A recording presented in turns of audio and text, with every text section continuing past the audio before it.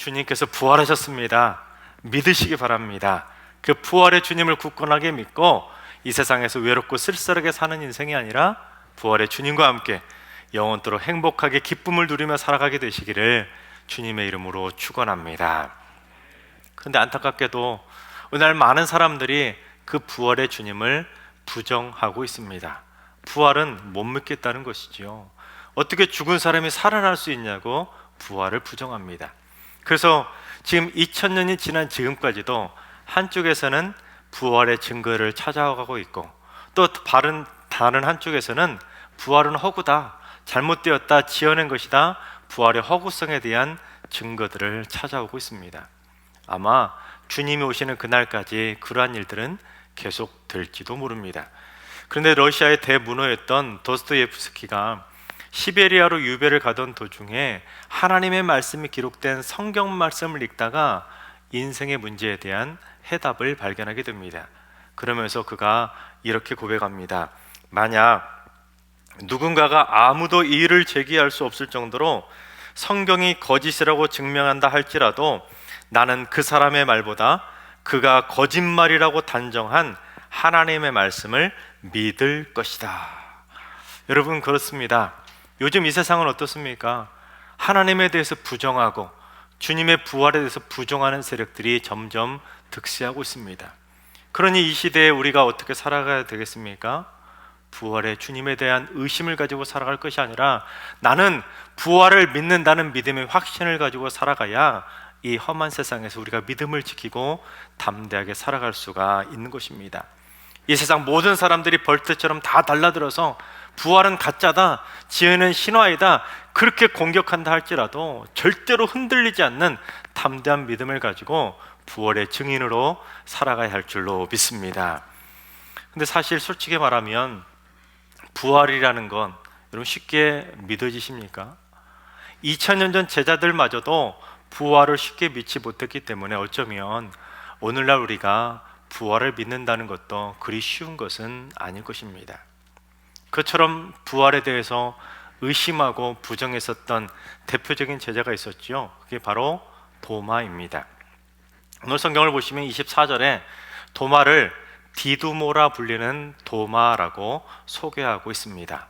이 도마라는 단어는 아람어 테옴이라는 단어에서 따왔는데 그 뜻이 뭐냐면 쌍둥이라는 뜻이 있습니다. 또한 디두모라고 번역된 헬라어 디디모스라는 단어도 역시 똑같이 쌍둥이라는 뜻이 있습니다. 그러니까 뜻으로만 해본다면 디두모라 불리는 도마, 이건 무슨 뜻이겠습니까? 쌍둥이라 불리는 쌍둥이, 이런 뜻이 되는 것입니다.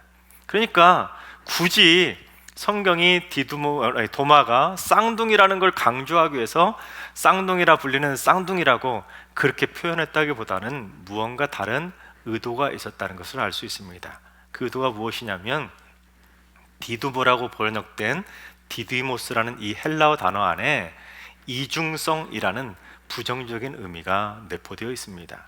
그러니까 디두모라 불리는 도마라고 했을 때 이 의미는 요즘 말로 말하면 이중인격자로 불리는 도마다, 그렇게 말할 수도 있다는 것입니다. 실제로 요한복음 11장 16절을 보면 도마가 다른 제자들 향해서 뭐라고 하냐면 우리도 주와 함께 죽으러 가자, 그런 식으로 말하는 것을 보게 됩니다. 즉 도마는 다른 사람들이 다 볼 때도 생각해 보세요. 우리도 주와 함께 죽으러 가자 할 정도면 목숨 바쳐 믿을 만큼 대단한 믿음 아니겠습니까? 그런데 그랬던 도마가 다른 제자들이 우리가 부활하신 주님을 만났다 그랬더니 그런 도마가 어떻게 반응합니까? 우리 25절을 봉독해 보겠습니다. 다른 제자들이 그에게 이르되 우리가 주를 보았노라 하니 도마가 이르되 내가 그의 손에 못자국을 보며 내 손가락을 그 못자국에 넣으며 내 손을 그 옆구리에 넣어보지 않고는 믿지 아니하겠노라 하니라. 즉 자신이 예수님을 직접 만나서 예수님을 직접 만져보지 않으면 나는 예수님을 믿지 않겠노라고 으름장을 놓은 것입니다. 그러니까 도마가 지금까지 예수님을 따라다녔던 것은 믿음 때문에 따라다녔다기보다는 그의 열심 때문에 따라다녔다고 말할 수가 있는 것입니다. 겉으로 볼 때는 사람들이 생각할 때 우리도 주와 함께 죽으러 갑시다 그렇게 말할 정도로 목숨 바쳐 예수님을 믿는 것처럼 보이지만 정작 그의 속마음에는 예수님에 대한 믿음이 없었다라는 것입니다. 그러니 도마는 이중인격자처럼 이중성을 가진 디두모라 불릴 수밖에 없었던 것입니다. 근데 오늘날에도 그처럼 디두모 신앙을 가지고 이중적인 신앙생활하는 사람들이 참 많이 있습니다. 믿음을 가지고 신앙생활하는 것이 아니라 도마처럼 열심 때문에 신앙생활하는 사람들이 있다는 것이죠. 그저 무슨 봉사단체에서 봉사하는 것처럼 교회 갔더니 이런저런 봉사도 하고 나눔도 하고 헌신도 하니까 그저 그렇게 봉사하는 것이 좋아서 봉사 때문에 열심 때문에 교회 다니는 사람들이 있다는 것입니다. 심지어 직분자들 가운데서도 디두모 믿음을 가진 직분자들이 의외로 많이 있습니다. 그 사람의 믿음 때문에 직분을 받은 것이 아니라 그 사람의 열심 때문에 직분을 받았다라는 것입니다. 하나님께서 사랑하신 여러분, 여러분의 믿음이 디두모 믿음처럼 도마처럼 겉과 속이 다른 이중적인 믿음이 되는 것이 아니라 여러분의 겉과 속이 완전하게 일치해서 부활 신앙을 가지고 날마다 부활의 산 증인으로 살아가게 되는 거룩한 주님의 자녀들이 다 되시기를 주님의 이름으로 축원합니다. 이처럼 의심하는 도마를 그린 많은 작품들이 있습니다. 그 중에서 단연 가장 유명한 작품은 바로 이 그림일 것입니다. 이 그림은 17세기 초 이탈리아에서 바로크 시대를 열었던 카라바조라는 화가의 작품입니다. 그런데 이 카라바조가 천재 소리를 들었는데 왜 천재 화가 소리를 듣게 되었냐면 이 카라바조는 밑그림을 그리지 않고 그림을 그렸습니다. 그러니까 이런 그림조차도 밑그림 그리지 않고 붓을 딱 들면 마치 일필휘지처럼 쫙 한 번에 그림을 완성하던 천재 화가가 바로 카라바조입니다. 왼편을 보십시오. 예수님이 계시고 그 뒤편에 보면 예수님의 부활하신 예수님을 이미 만나봤던 베드로와 요한 두 제자가 뒤에 있습니다. 그리고 앞에는 도마가 예수님의 옆구리를 찔러보고 있는 게 바로 도마입니다. 근데 조금 더 확대해서 그들의 표정을 한번 자세히 보시기 바랍니다. 도마가 어떻게 합니까? 예수님의 옆구리에 구멍 난 곳에 손가락을 착 찔러 넣어가지고는 신기하네, 진짜인가? 하면서 예수님의 옆구리를 뚫어져라, 이마에 주름살이 질 정도로 그렇게 의심의 눈초리로 쳐다보고 있습니다. 근데 그 뒤에 있는 제자들은 어떻습니까? 이미 부활하신 주님을 만났던 베드로와 요한인데도 불구하고 그 제자들도 진짠가 하고 그 도마의 손가락을 찌르고 있는 그 옆구리를 유심히 쳐다보고 있습니다. 솔직히 베드로와 요한도 그들의 마음속에 부활하신 주님에 대한 확신이 없었던 것입니다. 도마처럼 말만 안 했다 뿐이지 도마의 행동을 통해서 자신들의 의심을 다시금 확인하고 있었던 것입니다. 그런데 예수님을 보세요. 도마가 오른손 손가락으로 옆구리를 확 찌르고 있자 예수님이 갑자기 그의 손을 탁 쥐어잡습니다. 왜 그러셨을까요? 아프다는 것이죠. 아파 그만 찔러. 예수님의 그 표정 리얼하게 잘 표현하고 있지 않습니까? 그런데 여러분, 이 그림을 보실 때 포인트가 있는데 그건 바로 예수님을 옆구리를 찔러봤던 도마의 손과 예수님의 손입니다. 자, 보십시오. 왼쪽 이게 바로 예수님의 옆구리에 손을 찔러 넣었던 도마의 손입니다. 그리고 이게 바로 예수님의 손입니다. 차이점을 아시겠습니까? 도마의 엄지손톱을 자세히 보십시오. 시커멓게 때가 찌든 거 보이십니까? 그러나 예수님의 손가락을 보십시오. 깨끗합니다. 즉 더러운 죄악으로 찌든 인간이 감히 죄 없으신 의로우신 주님을 부인하고 의심하고 있었다는 것입니다. 그렇습니다. 지금 이 세상에도 수많은 죄인들이 더러운 죄악에 찌들어서 세상에서 온갖 죄난 죄는 다 저지르며 살아가면서 정작 나를 구원해 주실 속죄의 어린 양으로 이 땅에 오신 흠 없으신 주님을 부인하며 살아가고 있습니다. 마치 도마처럼 부활의 증거를 가져오면 내가 믿겠다, 어디 한번 부활의 증거를 대보라고 큰 소리치는 사람들이 우리 주위에 참으로 많이 있습니다.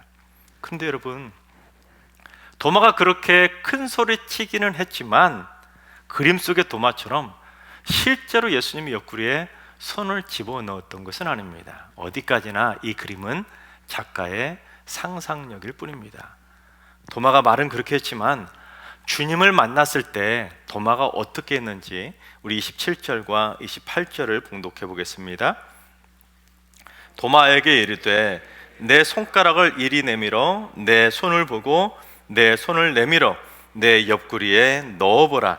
그리하여 믿음 없는 자가 되지 말고 믿는 자가 되라. 도마가 대답하여 이르되 나의 주님이시요 나의 하나님이시니이다. 그렇습니다. 도마가 말은 그렇게 하면서 으름장은 놓긴 했지만 정작 주님께서도 어때요? 어디 한번 내 손을 넣어서 옆구리 한번 넣어봐, 그렇게까지 말씀을 하셨는데도 불구하고 도마는 그렇게 하지 않았습니다. 주님을 만나자마자 나의 주님이시요 나의 하나님이십니다 믿음으로 고백했습니다. 왜냐하면 그 의심 많았던 천하의 도마조차도 부활하신 주님을 딱 만나게 되자 그 부활하신 주님 앞에 순복할 수밖에 없었던 것입니다. 그런데 여러분, 다시 말씀드리지만 부끄럽게도 그림 속 도마와 제자들의 모습이 바로 오늘날 우리들의 모습일 수 있습니다. 마치 디두모 믿음처럼 겉으로는 남들이 볼 때는 야, 저 사람 참 대단한 믿음을 가졌네, 우리도 주와 함께 죽으러 갑시다 말할 정도로 목숨 버텨 주님을 믿고 따를 것처럼 그렇게 남들 눈에는 보이지만 정작 그의 속마음에는 믿음이 없다는 것입니다. 겉과 속이 다른 이중적인 신앙생활하는 사람들이 많이 있다는 것이죠. 하지만 그런 믿음들은 진짜 복 있는 믿음이 절대로 아니지요. 주님께서 복 있는 믿음이 무엇인지 분명하게 가르쳐 주셨습니다. 우리 29절을 봉독해 보겠습니다. 예수께서 이르시되 너는 나를 본고로 믿느냐? 보지 못하고 믿는 자들은 복되도다 하시니라. 그렇습니다. 보지 못하고 믿는 믿음이 진짜 복 있는 믿음이라는 사실입니다. 여러분, 보지 못하고 믿는 복, 그 복을 받아 누리시기를 주님의 이름으로 축원합니다. 그렇습니다. 지난 2000년 동안 이 세상에는 수많은 사람들이 그 보지 못하고 믿는 복을 받아 누리며 여기까지 왔습니다. 그렇다면 여러분, 그분들이, 우리 믿음의 선배들이 부활의 증거 때문에 믿었습니까? 부활의 증거 때문에 그들이 순교했습니까? 그분들이 예수님을 직접 만나고 직접 예수님을 만져봤기 때문에 그들이 예수님을 믿었습니까? 아닙니다. 그들은 주님이 말씀하신 것처럼 보지 않고도 주님을 믿는 믿음 붙잡고 지금까지 이어왔던 것입니다. 마찬가지입니다.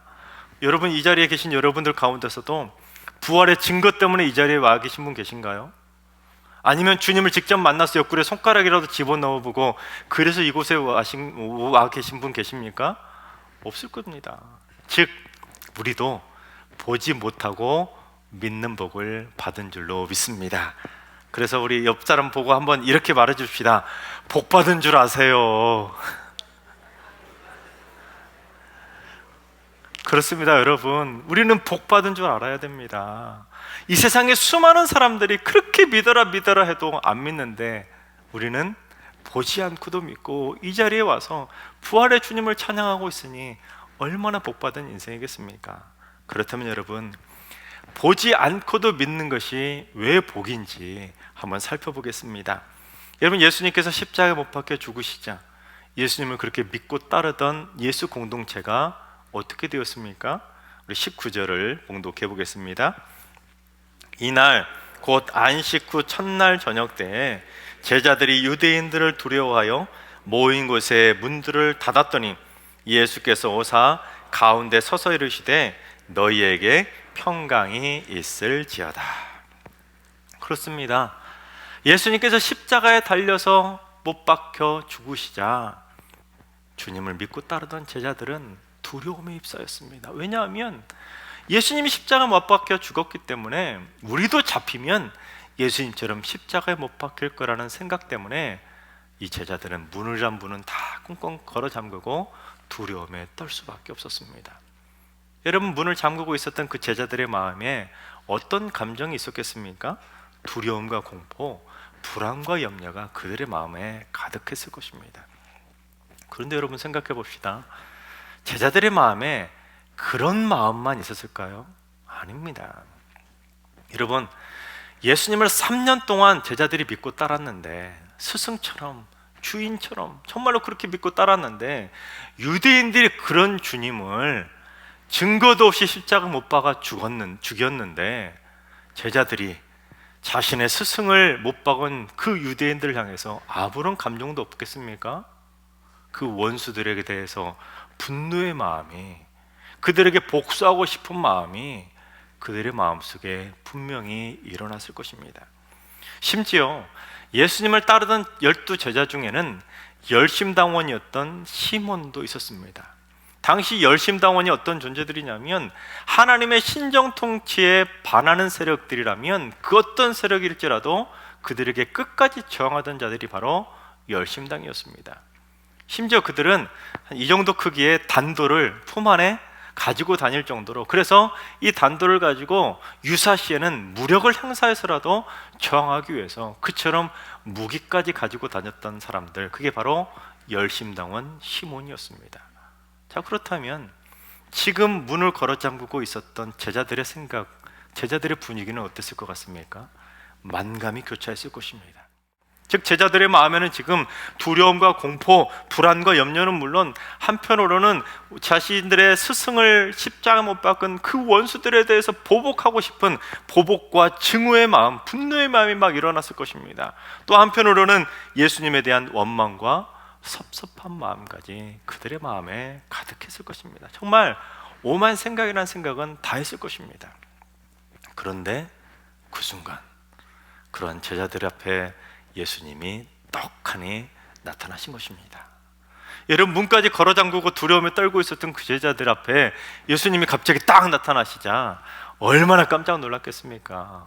우리가 분명히 문을 잠궜는데 어떻게 들어오신 것이지? 마치 예전에 예수님께서 한밤중에 갈릴리 바다 위를 걸어오시자 그 모습을 보고 제자들이 유령이다 하고 놀랬던 것처럼, 지금 제자들은 부활하신 주님이 나타나시자 까무러치게 놀랐을 것입니다. 그런데 주님께서 그 제자들에게 뭐라고 하셨습니까? 너희들 그동안 무서웠지? 이제 걱정하지 마. 내가 있잖아. 내가 왔잖아. 너희들 이제 밖으로 나가서 나를 믿고 따르던 사람들 다 끌어모아봐. 오병이의 기적을 행했던 그 사람들 끌어만 모아도 5,000명은 쉽게 모을 수 있을 거야. 나에게 병고침을 받은 사람들도 다 끌어모아봐. 그래서 그 사람들 다 모아가지고 나에게 욕한 사람, 나에게 손가락질하고 나를 때린 사람, 나를 채찍질하고 가시밀루간 쓰고 나의 십자가에 못 박은 사람들, 그 원수들에게 우리 보복하러 가자, 복수하러 가자. 예수님께서 그러셨나요? 아닙니다. 예수님께서 제자들을 보시자 뭐라고 하셨습니까? 너희에게 평강이 있을지어다.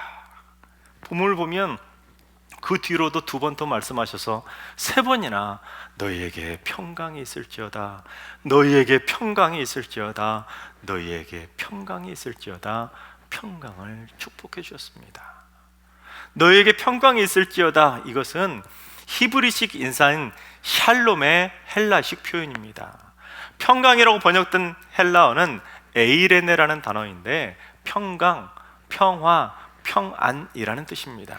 그러니까 부활하신 주님이 제자들을 찾아온 것은 제자들에게 분노와 공포심, 두려움, 미움, 원망을 막 증오심과 복수심을 일으켜서 원수들에게 복수하기 위해서, 그러기 위해서 제자들을 찾아온 것이 아니라 제자들에게 평강과 평안을 주시고 기쁨과 행복을 주시기 위해서 제자들을 찾아오신 것입니다.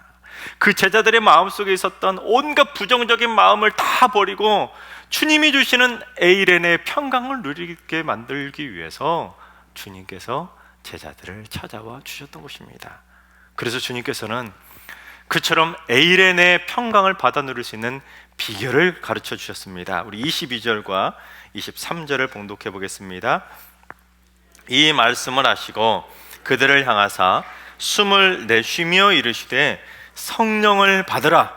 너희가 누구의 죄든지 사하면 사하여질 것이요 누구의 죄든지 그대로 두면 그대로 있으리라 하시니라. 그렇습니다. 마치 창세기 2장 7절에서 하나님께서 흙으로 사람의 모양을 착 만드신 다음에 그 후에 생기를 넣어서 사람을 창조하신 것처럼 성령을 받아서 새 사람으로 새 창조가 되라는 명령인 것입니다. 즉 생기를 받아서 사람으로 창조된 것처럼 우리는 성령을 받아야 새 사람으로 새 창조가 될 수 있다는 것입니다. 그래서 22절과 23절 사이에는 왜냐하면이라는 접속사가 빠졌다고 볼 수 있습니다. 무슨 말이냐면 성령을 받으라. 성령을 받으면 너희가 누구의 죄든지 사하는 용서의 사람이 될 수 있지만 너희가 성령을 받지 않으면 누구의 죄든지 사하지 못해서 그의 마음속에는 분노와 불안, 복수와 보복, 미움과 원망만 가득한 그러한 원망 섞인 인생을 살아갈 수밖에 없다. 그걸 말씀하기 위해서 성령을 받아라. 그래야 주님이 주신 에이렌의 평강을 받을 수 있다 말씀해 주신 것입니다. 그래서 주님께서도 그렇게 말씀하지 않았습니까? 아버지께서 나를 보내신 것처럼 왜 보내셨어요? 이 세상에 있는 모든 죄인들을 용서하라고 보내시지 않았습니까? 그처럼 나도 너희들을 세상에 보내노라. 즉 너희들도 세상에 나가서 성령을 받고 누구의 죄든지 사하는 용서의 사람이 되어라. 그걸 말씀하고 계신 것입니다. 마찬가지입니다. 초대교회 시절에 제자들이 성령을 받지 못했다면 제자들의 마음속에 있었던 그 부정적인 감정을 통제하지 못해서 제자들 가운데는 폭도로 변하는 제자들도 있었을 것입니다. 여러분, 베드로가 예수님이 잡히시던 날 밤에 어떻게 했습니까? 예수님을 잡으러 왔던 대제사장의 종의 말구의 귀를 칼로 잘라버릴 정도로 다혈질 중에 다혈질이 베드로였습니다. 게다가 단독까지 품고 다녔던 열심당원 시몬까지 있지 않았습니까? 그러면 베드로하고 시몬은 주님을 십자가 못 박은 저 원수들을 잡아서 죽이자고 분노의 칼을 갈았을 것입니다. 안 그러겠어요?